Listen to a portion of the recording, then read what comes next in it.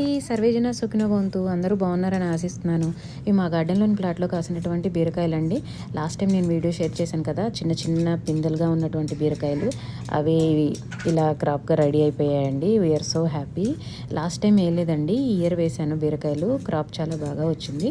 చిన్న చిన్న tips use చేసేసి మా పిల్లలు బాగా హెల్ప్ చేశారండి. అన్ని బీరకాయలు వచ్చేసాయి. కట్ చేయలేకపోయాను అసలు. కట్ చేసిన వాటినన్నిటినీ ఇలా జిప్లాక్ బ్యాగ్స్లో పెట్టేసేసుకొని 6 మంత్స్కి సరిపడా యూజ్ చేసుకుంటామండి. 6 మంత్స్ అని ఎందుకు అంటున్నానంటే నెక్స్ట్ మంత్ నుంచి మళ్ళీ ఫెబ్ వరకు అసలు చల్లగాలులు, స్నో, మనం అసలు ఇంకా బయట గార్డెన్లో పంటలు పండించలేమండి.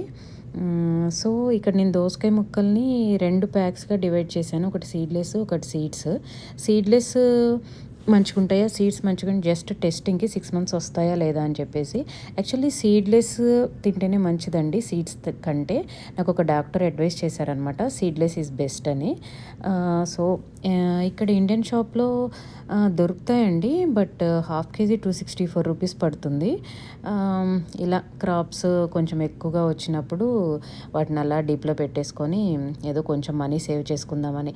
మిడిల్ క్లాస్ ఫ్యామిలీ కష్టాలు అందరికీ తెలిసినాయి కదండి. ఎక్కడికొక్కడ పొదుపు చేసుకుంటూ ఉంటాము. తప్పదు కదా. థ్యాంక్ యూ అండి. యూఎస్లో జరిగే అన్ని విషయాలు మీతో షేర్ చేసుకుంటాను. Thank you.